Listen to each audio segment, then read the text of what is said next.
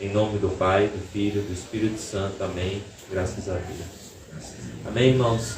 Vamos abrir no livro de Jonas. Hoje nós vamos concluir o livro de Jonas.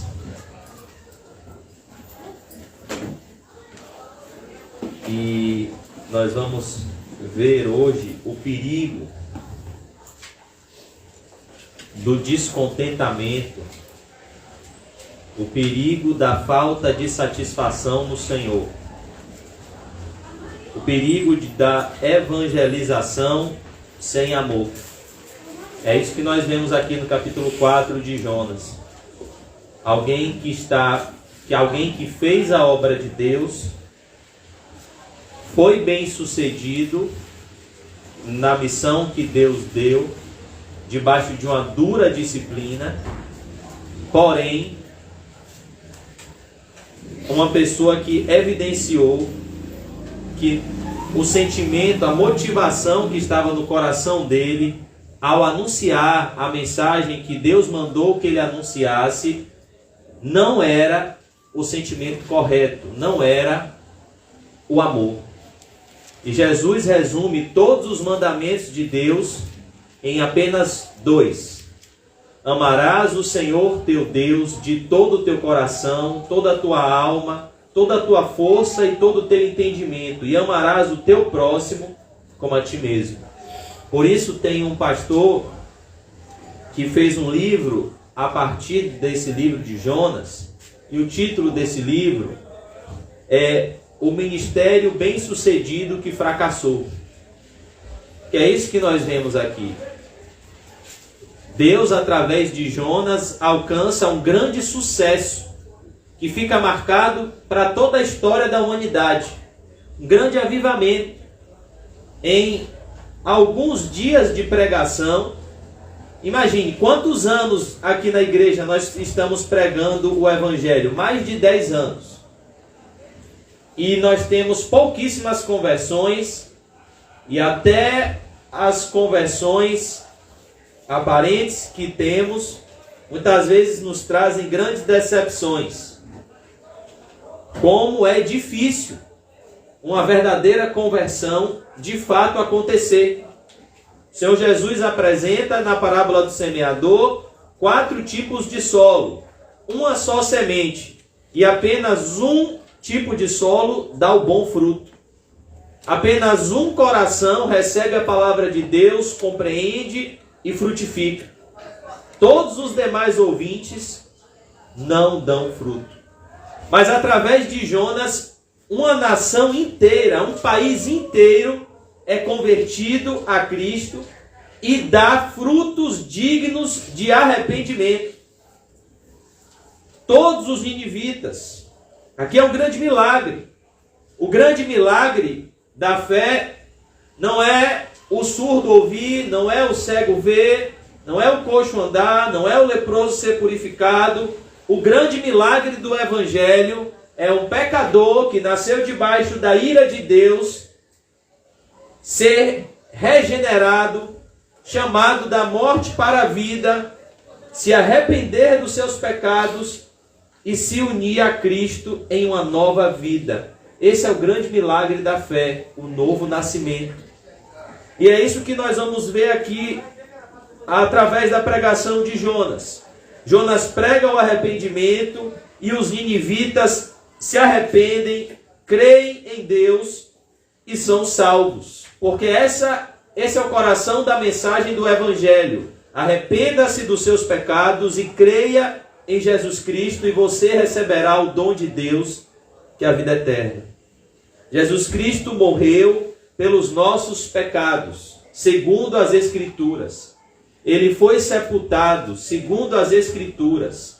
E ele ressuscitou ao 3º dia, segundo as Escrituras. Esse é o coração do Evangelho. Por isso Paulo disse: eu não decidi saber nada entre vocês, a não ser Jesus Cristo e este crucificado. É Jesus sendo pendurado no madeiro e perdoando os nossos pecados, que é a mensagem central do Evangelho. A nossa conta sendo paga, nossa dívida impagável para com Deus sendo paga pelo precioso sangue de Jesus, que é um cordeiro puro, sem mancha e sem mácula. Então, Jonas prega essa mensagem, ele chama os ninivitas ao arrependimento, assim como Deus nos chama ao arrependimento. E os ninivitas se arrependem, e eles são salvos. E Deus fica muito feliz com a salvação dos ninivitas. A Bíblia diz que há festa nos céus quando um pecador se arrepende. E aqui no capítulo 4 de Jonas, nós não podemos nos esquecer da parábola do filho pródigo. Porque essa foi a reação do filho mais velho na parábola do filho pródigo, quando o filho pródigo voltou para a casa do pai e se arrependeu e o pai fez uma grande festa. Qual foi a reação do filho mais velho? Descontentamento. Ele ficou com inveja, ele ficou com ciúmes, porque o filho pródigo, após ter abandonado a tudo, retornou à casa do pai e não recebeu nenhuma punição, muito pelo contrário, ele foi aceito, perdoado e amado. E o filho mais velho estava perto do pai, mas ele não havia ainda compreendido a graça de Deus e o evangelho. Ele ainda estava se relacionando com o pai com base na meritocracia, com base naquilo, nas obras externas e aparentes que ele fazia. Então, ele media a sua injustiça pela injustiça dos outros. Então, ele não conseguiu aceitar porque Deus fez uma festa para o filho pródigo e não fez uma festa para ele. É o que nós vemos na parábola que nós estudamos ontem, a parábola do fariseu e do publicano. O fariseu, ele não se enxergava como um pecador miserável que precisava de arrependimento e da graça de Deus para ser salvo. O fariseu, ele se sentia superior ao publicano. E a Bíblia diz que todo aquele que a si mesmo se exalta será humilhado. A soberba precede a queda.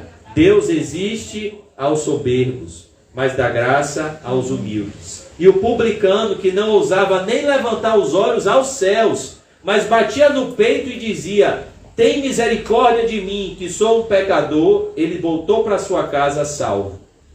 Porque ele sabia que o principal pecador que ele conhecia era ele mesmo. Ele sabia que era ele a causa de todos os seus problemas. Como disse Jeremias, de que se queixa, pois, o homem, a não ser dos seus próprios pecados. E o filho mais velho nos mostra esse sentimento perigoso, que é o sentimento da falta de compaixão. O irmão dele poderia ter morrido quando se distanciou do pai.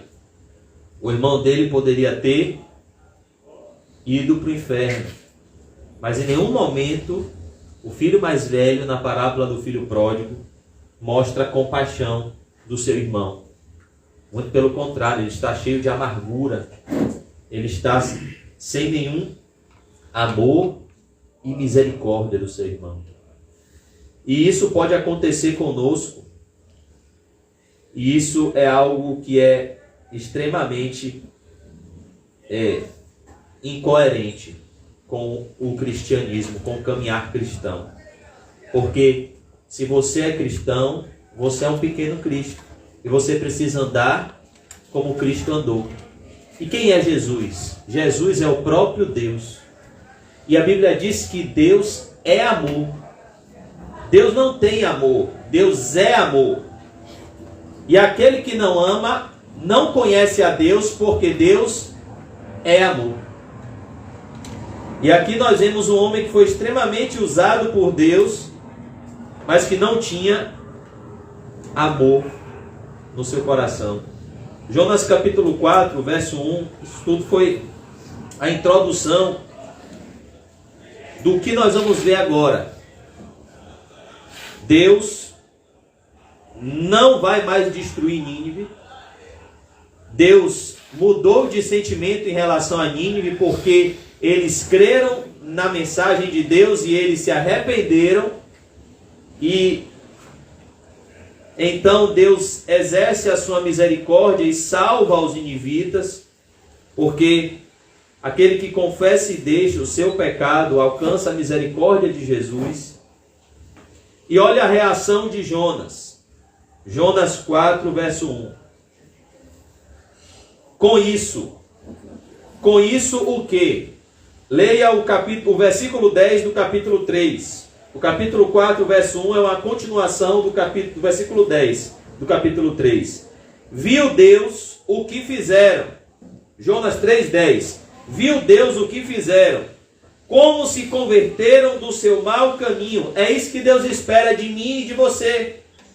É isso que Deus espera do pecador. Convertei-vos dos vossos maus caminhos, arrependei-vos e crede no Evangelho. Como se converteram do seu mau caminho. E Deus se arrependeu do mal que tinha dito que lhes faria e não fez. Então, foi isso que aconteceu quando os ninivitas creram. Deus perdoou eles e disse e decretou que não iria mais destruí-los. Agora, a reação de Jonas ao ver isso. Jonas 4, verso 1. Com isso, desgostou-se Jonas extremamente e ficou irado. Olhe que reação vergonhosa. Jonas deveria estar sentindo o que aqui? Alegria. Alegria da salvação. Mas aqui ele está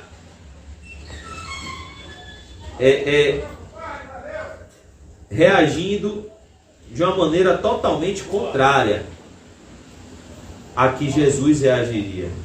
Lembra da parábola da ovelha perdida? Do pastor que tinha 100 ovelhas, uma se perdeu, ele deixa as 99, vai em busca da ovelha que se perdeu. Quando ele acha a ovelha que se perdeu, ele coloca nos seus ombros, ele traz ela de volta para o rebanho, ele faz uma grande festa e ele diz: alegrai-vos comigo, porque eu achei a ovelha perdida. E Jesus disse: assim então, há mais alegria por um pecador que se arrepende do que por 99 justos que não necessitam de arrependimento, que pensam que não necessitam de arrependimento. Lembra da parábola da dracma perdida? Da mulher que perdeu a dracma em casa e reúne suas amigas, suas vizinhas, fica procurando a dracma e quando encontra, ela faz uma grande festa, faz uma grande alegria, ela fica com uma imensa alegria e diz: alegrai-vos comigo, porque encontrei a dracma perdida. E Jesus disse: assim também vos digo, que a festa diante dos anjos de Deus nos céus, quando um pecador se arrepende. E então ele conclui com a parábola do filho pródigo, contando a história do filho mais jovem, que disse ao pai: pai, dá-me a parte que me cabe da herança. Ele então abandona o seu pai, pega a sua parte na herança, vai para uma terra distante, começa a viver dissolutamente, e então ele gasta tudo. E vem uma grande crise econômica, uma grande fome naquele país, e ele então se vê sozinho, sem amigos, sem dinheiro, e ninguém o socorre. E ele então procura emprego. E o único emprego que ele acha é o emprego de apacentar porcos. E a Bíblia diz que ele desejava as migalhas, as bolotas dos porcos, e ninguém lhe dava nada. E como foi que ele reagiu? Ele se lembrou da bondade do seu pai. E ele retorna à casa do pai. E o pai, quando vê o filho pródigo, o que ele faz? Ele não acusa o filho pródigo. Ele, quando vê o filho pródigo, ele desce, vai correndo de encontro ao filho pródigo, abraça o filho pródigo, beija o filho pródigo e diz: regozijai-vos e alegrai-vos comigo, porque este meu filho estava morto e reviveu, estava perdido e foi achado.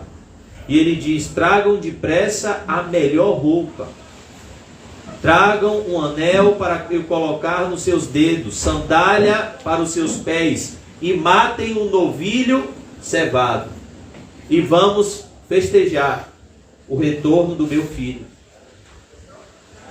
Mas aqui nós vemos o perigo de se fazer a obra de Deus sem amor. É inútil. Por mais que Deus faça alguma coisa pelo seu intermédio, se você não faz o que você está fazendo única e exclusivamente por amor a Deus e por amor ao próximo, saiba que o que você está fazendo é pura vaidade. Para Deus não tem utilidade nenhuma, porque Deus não aceita aquilo que é feito para Ele por obrigação, por necessidade ou com tristeza. Deus ama quem dá com alegria. Deus ama quem trabalha para Ele com generosidade. Deus ama quem trabalha para Ele por amor.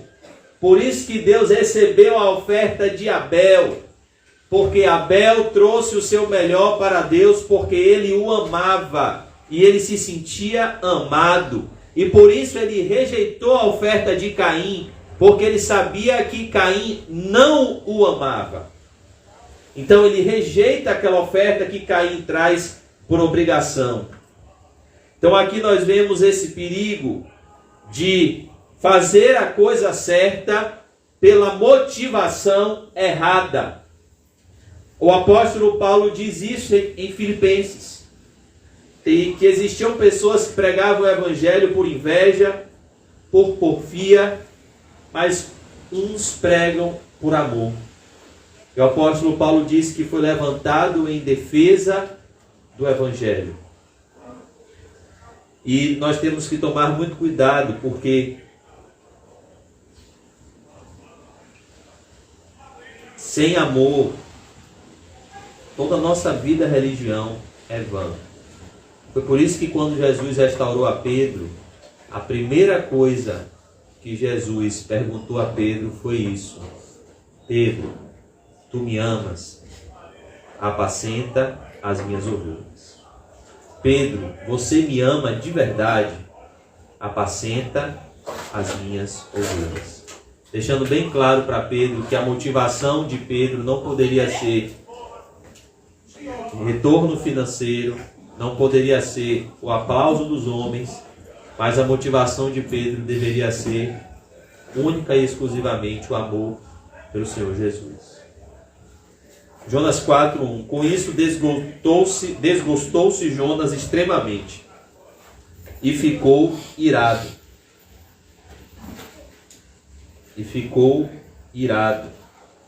Dizem os historiadores que Jonas tinha uma profunda mágoa dos ninivitas, porque os ninivitas assassinaram, eles eram muito perversos, e eles assassinaram alguns dos seus antepassados. Então ele sabia que esses homens eram maus, e ele sabia do que esses homens haviam feito contra entes queridos dele. Mas quando Deus escolhe manifestar a sua graça, existe uma verdade que se cumpre, que está em Romanos 5. Aonde abundou o pecado, superabundou a graça de Deus. Nós vemos isso na missão de um evangelista chamado Jim Elliot, onde ele reúne os seus amigos e vai evangelizar nas selvas do Equador. Eles investem todos os seus recursos nessa missão. Eles chegam de avião, eles se alojam nessa selva, eles aprendem o idioma desses indígenas, eles são alertados que esses indígenas eram perigosos e eles conseguem apresentar, eles pregam o evangelho a esses indígenas. Mas esses indígenas eles têm uma reação que é a reação do homem natural. Eles rejeitam o Evangelho. E eles não somente rejeitam o Evangelho, eles se voltaram com grande fúria contra aqueles que pregaram para eles. E eles assassinaram Jim Elliot e os seus amigos. E o relato de um desses assassinos, o assassino de Jim Elliot, foi que no momento em que ele o matava, havia uma grande luz branca sobre ele, uma luz que vinha do céu, que iluminava o rosto dele. E ele dizia uma frase no idioma indígena, chamada Emoboiá, que significa amigo sincero. Eu sou seu amigo verdadeiro. E essa frase ficou na mente dele. E após a morte desses missionários, a esposa de Jim Elliot e as esposas dos demais missionários continuaram essa missão de pregar o Evangelho para essa tribo. E o que aconteceu? Toda essa tribo se converteu. E num filme chamado Terra Selvagem, que está disponível no YouTube, você vê toda essa história que é real. O filme, sabe como esse filme termina? Com a cena do filho de Jim Elliot no supermercado, passando as compras na América, nos Estados Unidos, com o assassino do seu pai, levando ele para conhecer os Estados Unidos e fazendo compras com o assassino do seu pai. E sabe quem batizou ele? O filho de Jim Elliot. Isso se chama graça de Deus. O filho, o assassino do seu pai, se tornou o seu filho na fé. Quem pode fazer isso? Deus. Por isso que a motivação do evangelismo é o amor. Quem quiser salvar a sua vida, perdê-la-á, mas quem perder a sua vida por amor de mim, disse Jesus, e do Evangelho, achá-la-á. Jesus disse, por amor de mim e do Evangelho, não por obrigação. Por isso que nós falamos em evangelizar, em pregar o Evangelho, mas a gente tem que estar ciente disso. Se a nossa motivação não é o amor, nós não iremos pregar o Evangelho para a glória de Deus. E tudo que não é feito para a glória de Deus suscita a ira de Deus. Verso 2: E orou ao Senhor e disse: Ah, Senhor, não foi isso que eu disse, estando ainda na minha terra? Olha o motivo de Jonas ter fugido da presença de Deus. Por isso me adiantei fugindo para Tarsis, pois sabia que és Deus clemente e misericordioso, e tardio em irar-se, e grande em benignidade, que te arrependes do mal. Ou seja, Jonas fugiu porque ele sabia que Deus perdoa pecadores. Ele sabia que Deus é bom e que Deus iria salvar pessoas que ele não queria que fossem salvas. Mas a Bíblia diz, irmãos, que não depende de quem quer, nem depende de quem corre. Depende de Deus usar da sua misericórdia. Quando Deus quer salvar, não adianta, porque agindo Deus, quem impedirá? É por isso que Jesus já adiantou logo para a gente: amem os vossos inimigos e orem pelos que vos perseguem. Porque aquele que hoje é seu inimigo, se Deus ama ele, Deus vai salvar. E você vai passar a eternidade com ele no céu. Então trate de amar e perdoar. Porque o seu maior inimigo hoje pode ser o seu melhor amigo amanhã. Basta que Jesus diga: haja luz e haverá luz. Saulo de Tarso era o maior inimigo dos apóstolos. E quando Jesus se encontra com ele no caminho de Damasco, ele torna-se o melhor amigo dos apóstolos, um grande aliado dos apóstolos. Então nós temos que entender isso.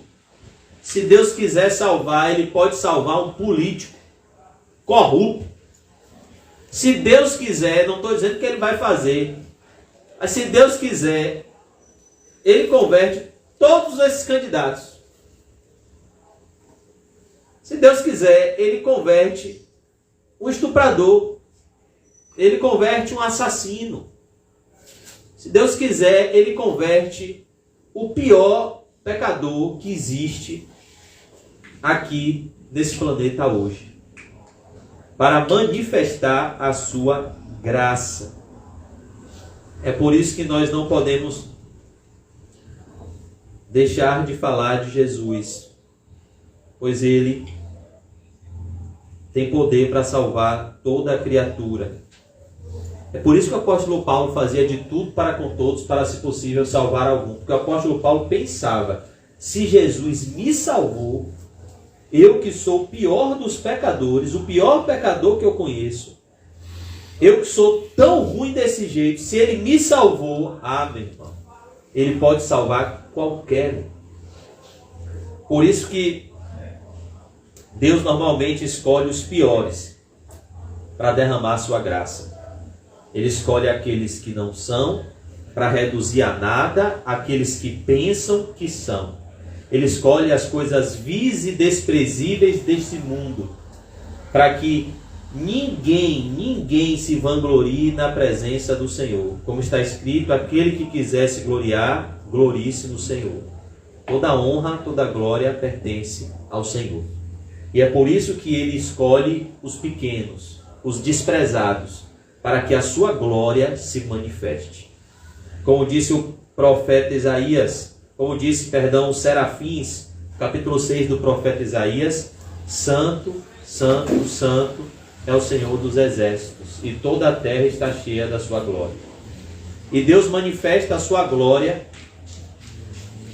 naquilo em que os homens enxergam fraqueza. Porque o poder de Deus se aperfeiçoa em meio à fraqueza do homem. Por isso que Ele, ao escolher o novo rei de Israel, Ele foi até a casa de Jessé, e Ele não escolheu o filho mais bonito de Jessé, nem um filho que tinha porte de rei, altura de rei, sabedoria de rei. Ele escolheu o filho mais novo, mais baixo, e que estava esquecido pelo seu próprio pai, que era o rei Davi. Quando Deus, Ele escolhe uma mulher para dar à luz ao Messias, Ele não vai na nobreza de Israel, mas Ele vai a uma pobre camponesa, que ainda era noiva de um belemita, de um descendente de Davi, chamado José. E através dessa mulher simples, dessa adolescente humilde e simples, ainda virgem, Deus faz o maior de todos os milagres. Ele encarna o seu próprio Filho pelo poder do Espírito Santo no ventre dessa mulher. E Ele se fez carne. O próprio Deus habitou entre nós através dessa simples mulher, Maria. Então, Deus, Ele é glorificado em meio à nossa fraqueza. Qual foi a circunstância mais humilhante da história da humanidade? Aquele que não conheceu o pecado, Deus o fez pecado por nós, para que nele fôssemos feitos justiça de Deus. O próprio Deus crucificado. O que isso representava para as pessoas que viram Jesus fazer milagres, que viram Jesus pregar com autoridade, que viram Jesus ressuscitar mortos, que viram Jesus exercer o seu ministério? O que as pessoas pensavam ao ver Jesus ensanguentado, desnudo, com a coroa de espinhos, sendo motivo de chacota para toda Israel ver? Rapaz, se Ele é o Messias, que Messias fraco. Porque Ele tem poder para ressuscitar os mortos, para andar sobre as águas, para multiplicar pães e peixes, e ele não tem poder para se livrar da cruz? Por isso que a Bíblia diz que a mensagem da cruz é loucura para os que perecem, mas para nós que estamos sendo salvos, ela é o poder de Deus. É por isso que Paulo diz que a mensagem da cruz ela é escândalo para os judeus e loucura para os gregos. Mas para nós, sabedoria de Deus e poder de Deus. Naquilo que os homens enxergam fraqueza, Deus enxerga poder. E foi esse poder que se manifestou na cruz. O poder de Deus para a salvação de todo aquele que crê, que é o Evangelho de Jesus Cristo. Jesus não estava ali em fraqueza. Ele era 100% Deus e 100% homem. Ele estava mostrando o poder de Deus em derramar o seu sangue em favor de pecadores como eu e você. Ele estava manifestando a glória de Deus naquele momento de humilhação que ele estava passando por mim e por você. Jesus se humilhou a tal ponto para que eu e você pudéssemos ser reconciliados com o Pai. Por isso que a cruz de Cristo ela deve estar no centro dos nossos pensamentos e das nossas emoções durante todo o nosso dia. Porque se você e eu nos esquecermos da cruz, rapidamente nos esqueceremos do quão caro custou o nosso perdão para Jesus. Custou o seu próprio sangue. E orou ao Senhor e disse: Ah, Senhor, não foi isso que eu disse estando ainda na minha terra, por isso me adiantei, fugindo para Tarsis, pois sabia que és Deus clemente, misericordioso e tardio em ira-se, grande benignidade, que te arrependes do mal. Isso deveria ser a motivação para Jonas pregar. Que Deus é bom, que Deus salva. Mas aqui se torna o motivo para ele não querer ter ido, não querer ir para Nínive. Mas Deus fez com que ele fosse. Verso 3: Peço-te, pois, ó Senhor, tira a minha vida, pois melhor me é morrer do que viver. Olha até que ponto o egocentrismo e o egoísmo pode chegar. Olha até que ponto a inveja pode chegar. Vocês já perceberam como a inveja é um sentimento diabólico? Não é não somente você ficar triste porque você não tem, mas é você se entristecer amargamente porque o outro tem. A inveja é algo extremamente diabólico. É você sentir tristeza com a vitória do outro. A Bíblia diz que esse não é o sentimento do cristão. A Bíblia diz: alegrai-vos com os que se alegram e chorai com os que choram. Mas aqui nós vemos, a Bíblia diz: cruel é o furor e impetuosa é a ira. Mas quem poderá resistir perante a inveja? É o sentimento mais perigoso do mundo. É esse, a inveja. Você olhar para o outro e, além de estar insatisfeito com o que Deus te deu, ficar insatisfeito porque Deus deu algo ao outro. E é isso que Jonas está sentindo aqui. Ele está completamente insatisfeito porque Deus deu graça aos ninivitas. Ele está pedindo para morrer porque Deus deu perdão aos ninivitas. Ele não está aqui se alegrando com a vitória dos ninivitas, e essa é a grande vitória que vence o mundo, a nossa fé. Não, ele está extremamente triste com a vitória dos ninivitas. E é isso que a inveja faz. A inveja não suporta ver o sucesso do outro. E isso é extremamente diabólico. Isso expressa a falta de contentamento com Deus. E se você está satisfeito com o que Deus te deu, com o que você é, se você está contente com a porção que Deus te deu aqui na terra, com o plano de Deus para a sua vida, por que sentir inveja do outro? Se a vontade de Deus é boa, perfeita e agradável, se Deus é todo poderoso e tudo que Ele faz é bom, por que olhar para o outro e sentir inveja? Então isso mostra que a sua satisfação não está em Deus, está nas bênçãos de Deus. Um puritano do passado dizia, se Deus der, Deus chama 2 anjos lá no seu trono. Ele chama 2 anjos e ele dá uma ordem para um anjo. Você vai ser o faxineiro do palácio. E ele dá uma ordem para outro anjo. Você vai ser o rei do palácio. E esse puritano disse, esses 2 anjos vão cumprir a mesma ordem, com a mesma alegria e satisfação e contentamento, sem um sentir inveja do outro. Por quê? Porque a satisfação deles não está na posição em que eles estão ocupando, mas está no Deus que o chamou para essa ocupação.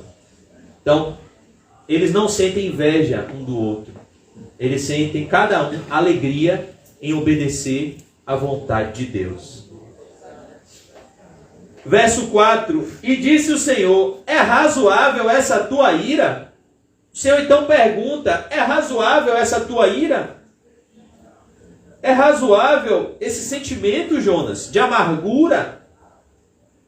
A Bíblia diz que nós devemos tomar muito cuidado com a raiz de amargura que brotando nos perturba e contamina a muitos. É isso que está acontecendo aqui. Jonas está amargurado com a sua própria vida.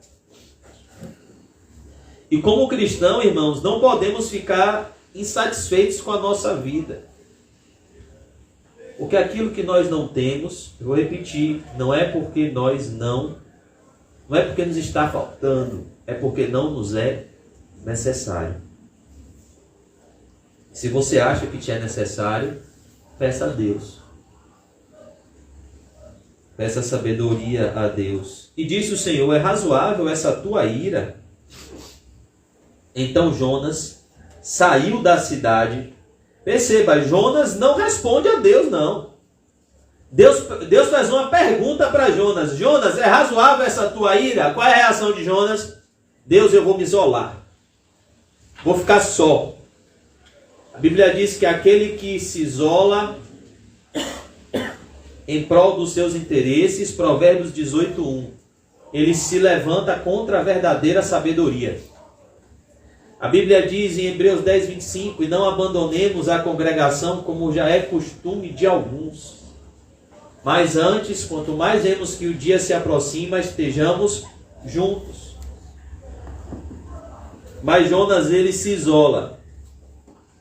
Ele sai da cidade. Qual seria a reação correta de Jonas? Ir comemorar com os ninivitas.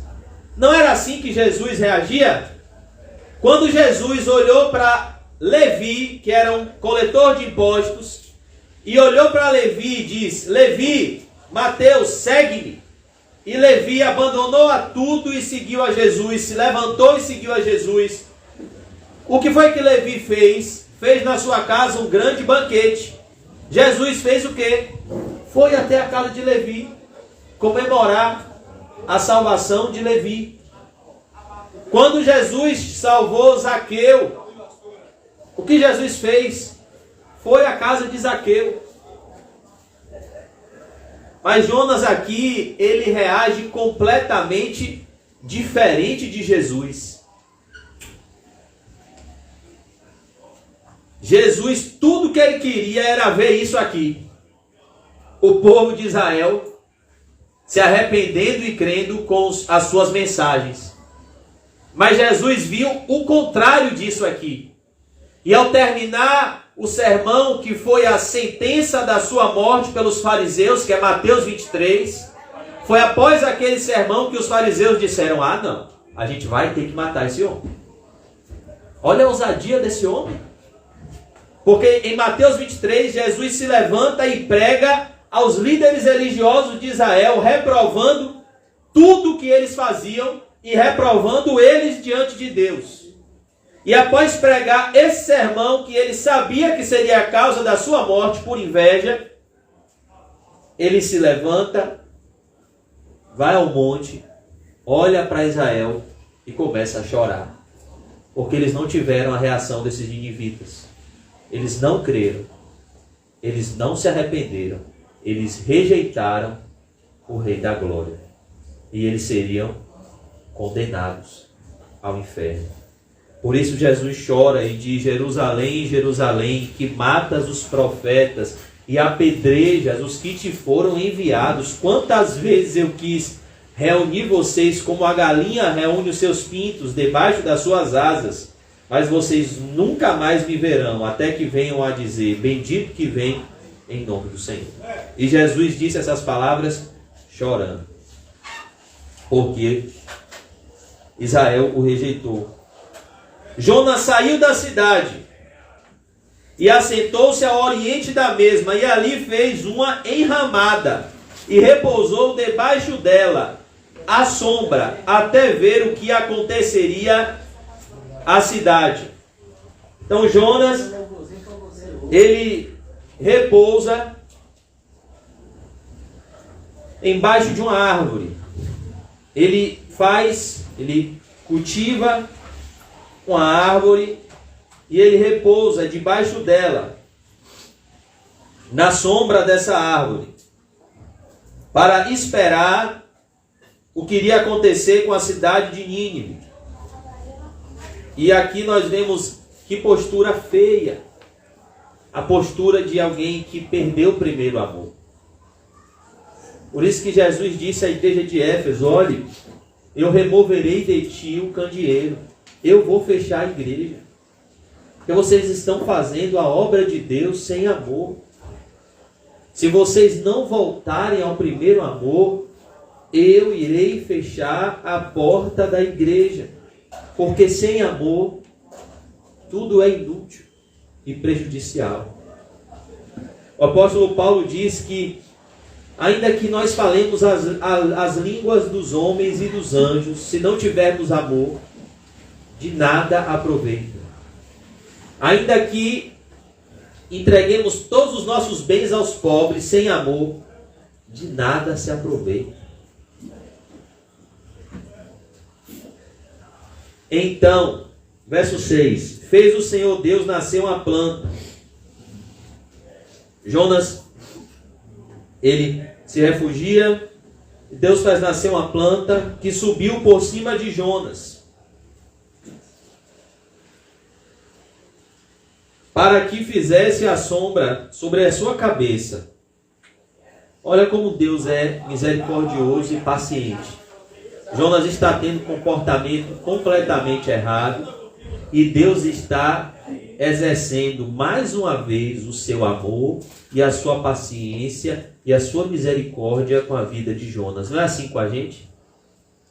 A gente diversas vezes faz tudo errado e espera que Deus vai nos lançar no inferno, porque se fosse a gente no lugar de Deus, a gente já tinha feito isso. E Deus vai e exerce compaixão e misericórdia. Foi por esse relacionamento com Jesus que o apóstolo Paulo disse assim: o amor de Cristo nos constrange. Porque quando você espera que vai vir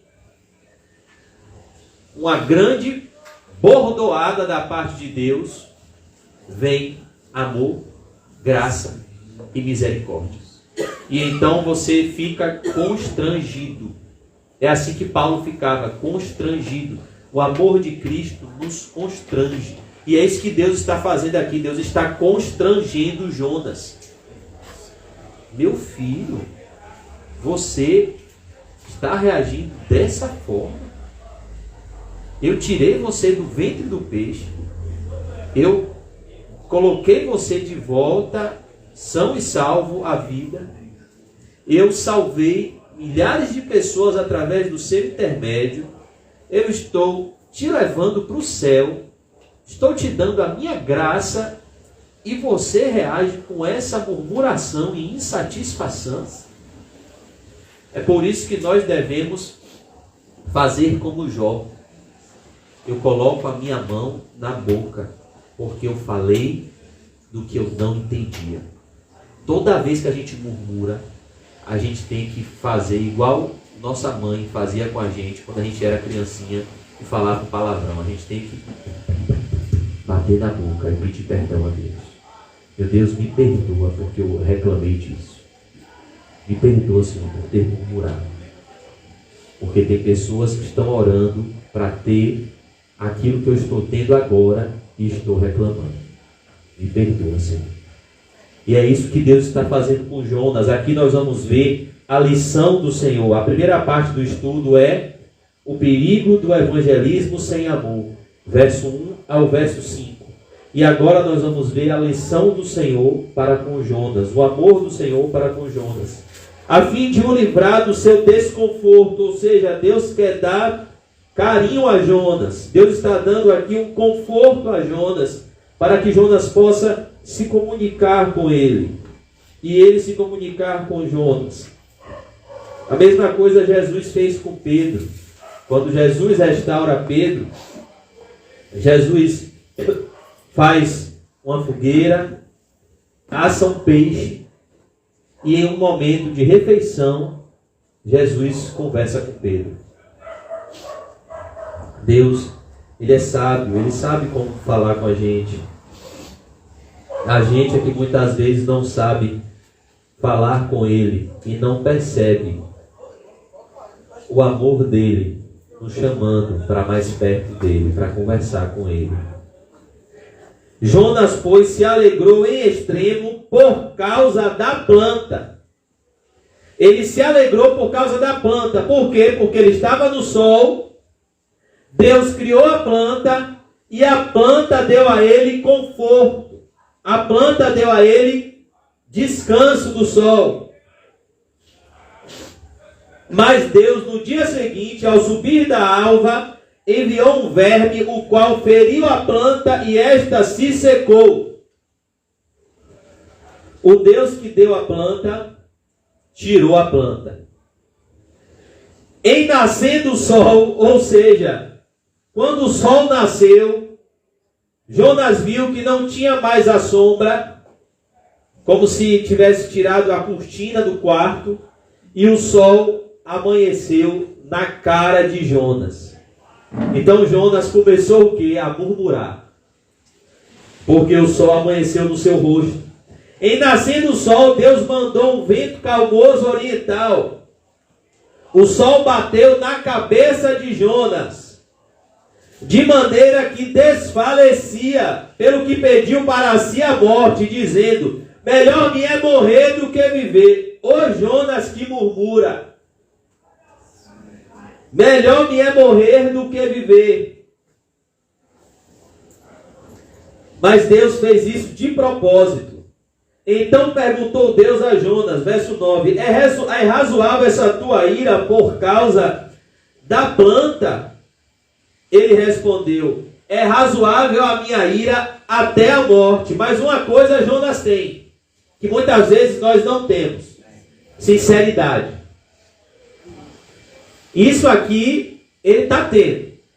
Ele não está mentindo para Deus. Porque às vezes a gente fala: não, Deus, não é certo eu estar reclamando, né, rapaz? 10 anos sem uma varoa é difícil, Senhor. É errado. Não é certo eu estar reclamando. Aí passa 10 minutos. Oh, Deus, que luta, viu? Irmão João, que fornalha, viu, irmão João? Rapaz, é luta, tribulação. Oh, mas você falou com Deus agora que não era certo reclamar porque estava sem uma varoa, e agora chega para o irmão João e fala que é luta, é tribulação, que é o ó do borogodó. Ou seja, Jonas aqui está sendo verdadeiro. Ele não está sendo o que muitas vezes a gente é, o quê? Hipócrita. Eu trouxe esse exemplo, irmãos, só para mostrar que muitas vezes a nossa natureza é mestre em fazer isso. Tentar enganar Deus. tentar mostrar para Deus aquilo que não somos. E tentar mostrar para os outros aquilo que não somos também. Querer aparentar uma espiritualidade que não temos. Para a gente, para os outros e para Deus. Por isso que o pastor pregou aqui esses dias. Quem você realmente é. Porque nós somos filhos de Adão e Eva. A gente gosta de usar folhas de figueira. A gente gosta de disfarçar. Mas Jonas aqui está falando a verdade. Deus, eu estou irado mesmo até a morte. Não gostei porque eu estava na sombra, no bom, e a sombra saiu, e agora eu estou no sol quente, e está tudo ruim para mim.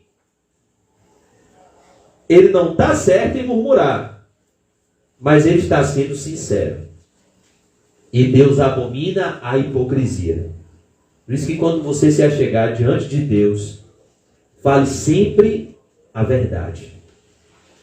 Porque se você mentir, você não está mentindo a homens, você está mentindo para Deus, que já sabe de tudo. Deus nos criou, então não tem como enganar Ele. Se nós somos criaturas dele, a Bíblia diz que todos os nossos dias foram escritos por Deus antes que o primeiro dele existisse. A Bíblia diz que antes que a palavra saia da nossa língua, Deus já conhece ela. Imagine essa soberania de Deus. A Bíblia diz que para onde a gente for, Deus vai estar, sondando nossa mente e nosso coração. É por isso que é melhor falar com Ele o que? A verdade. Do que mentir e ser enganado e morrer no alto engano. É razoável a minha ira até a morte. Tornou o Senhor. Verso 10. Perceba, quando você está falando a verdade, em sinceridade, Deus tem prazer em falar com você e mostrar o caminho certo. Mas quando você está com hipocrisia, vestindo a máscara da hipocrisia, como era o caso dos fariseus, Deus não tem prazer nenhum em se relacionar com você. Quer ver um exemplo disso? A mulher adúltera. A mulher pega em flagrante adultério. Jesus se relacionou com aqueles fariseus? Não. Qual foi a reação de Jesus quando os fariseus trouxeram aquela mulher para apedrejá-la? Ele ficou escrevendo no chão. O que significa isso? Desprezo. E Jesus vai até aquela mulher, conversa com aquela mulher, oferece o perdão àquela mulher e traz o arrependimento àquela mulher. Então, Jesus, Deus, ele se relaciona muito melhor com imorais arrependidos do que com pessoas moralmente corretas que não se arrependem e que pensam que não precisam de arrependimento. Por isso que Jesus disse aos fariseus: olhe, os publicanos e as meretrizes estão entrando no reino dos céus e vocês estão ficando do lado de fora. Justamente por conta desse orgulho de fingir ser uma coisa que não é. É incrível como existe isso. A pessoa está vivendo abertamente na carne, mas quer mostrar para a igreja toda que está vivendo no espírito. Está comendo chuchu e arrotando peru, como diz o ditado. Está vivendo em pecado aberto, mas quer mostrar para todo mundo que é santo. Ou que é santo. Não, irmão. Deus está em busca dos verdadeiros adoradores, que adoram o Pai em espírito e verdade. Senhor, eu tenho fraqueza nessa área. Me ajuda, Senhor. Eu não estou conseguindo vencer esse pecado, Jesus. O Senhor me ajuda. É esse que Jesus ajuda. Mas aquele que chega e diz: não, eu não tenho esse pecado. Não, eu estou tratado nessa área. Não, e você? Quem é você para me exortar? Você também tem outro e outro pecado. Esse Jesus rejeita. Porque ele acha que é são. Então ele não precisa de médico. Não foi isso que Jesus disse? Os sãos não precisam de médico, e sim os doentes. Eu não vim chamar justos, mas pecadores ao arrependimento. Então, se você pensa que é são, você não precisa de médico. Jesus não vai te atender. Ele não vai te dar o remédio, que é o arrependimento, porque você acha que nem precisa. Você acha que está certo quando está errado. Por isso que nós temos que tomar muito cuidado com o orgulho. E o orgulho é um pecado muito sutil e traiçoeiro. Tornou o Senhor, já concluindo, 8,36 já. Tens compaixão da planta que te não custou trabalho, a qual não fizeste crescer, que numa noite nasceu e numa noite pereceu. Ele está mostrando aqui a insensatez de Jonas. É por isso que, quando você dialoga com Deus, Deus transforma você. É por isso que é bom orar. Porque na oração você não muda a Deus. A sua impureza não contamina a Deus. Mas a pureza de Deus limpa você e influencia você. Por isso que em oração é bom você se aproximar de Deus.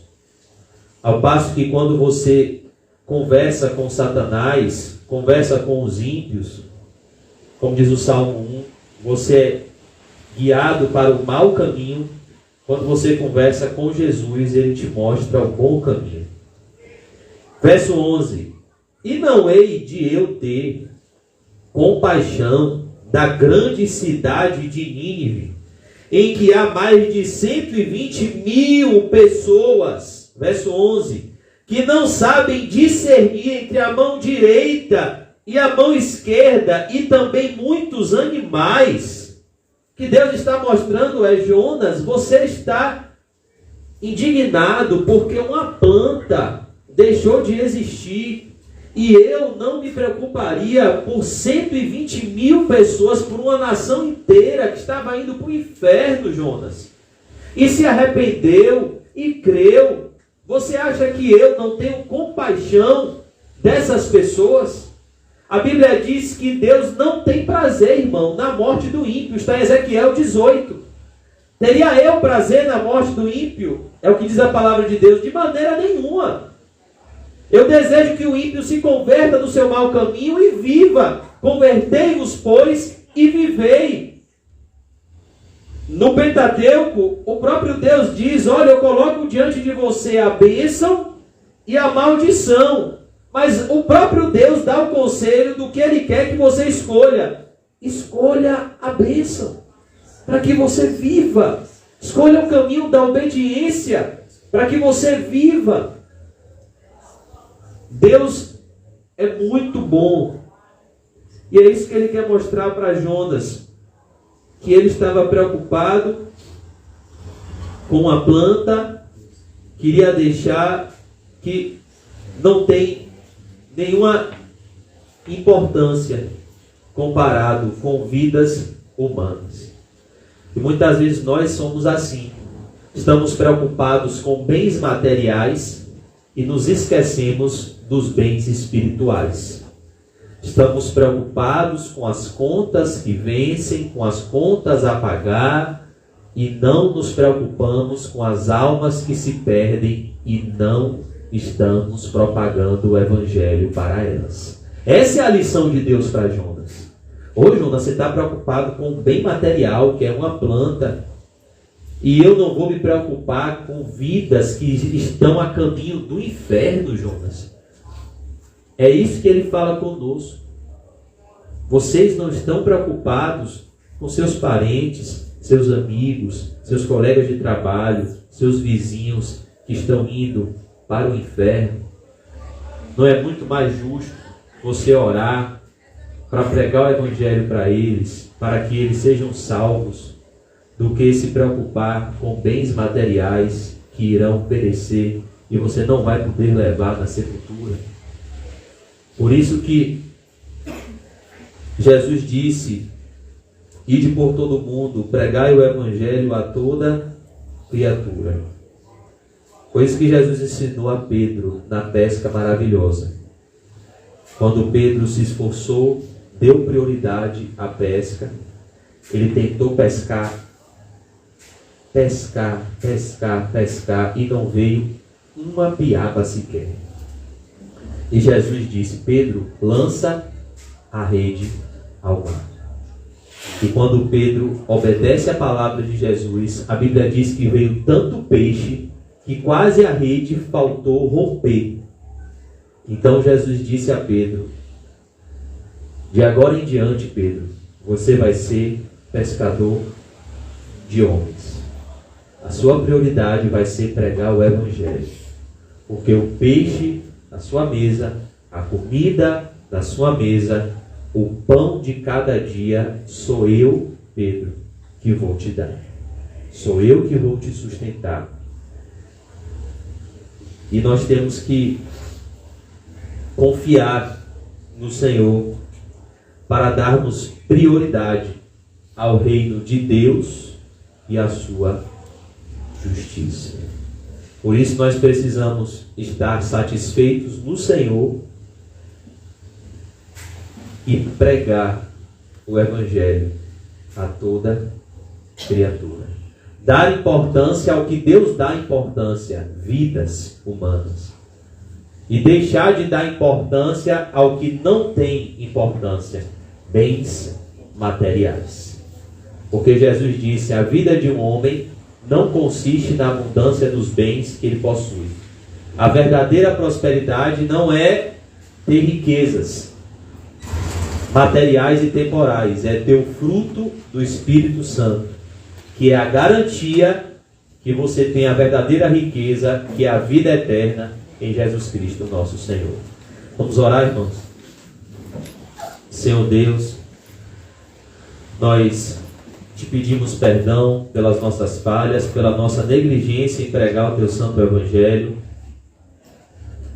E rogamos ao Senhor, Pai, para que o Senhor nos ajude a aprendermos a lição que o Senhor deu a Jonas, de anunciar o Evangelho de Jesus Cristo a toda criatura. Perdoa, Senhor, a nossa negligência e nos enche, Senhor, com o primeiro amor. Ô Senhor, abençoa. Mais uma vez nós oramos a vida do irmão Kelvin, do seu filho, e que eles possam criar raízes no Evangelho, para que eles tenham a verdadeira prosperidade, Senhor, que é o fruto do Espírito Santo, emanando deles e através deles. Nos despede em paz, Senhor, para os nossos lares, e nos ajude a viver no primeiro amor e nunca sair dele. Em nome do Pai, do Filho e do Espírito Santo. Amém. E graças a Deus. Amém, irmão. Saúde seu irmão, cumprimento santo. E diga para ele e para você mesmo: pregar o Evangelho e viver o Evangelho é urgente. Amém. Glória a Deus.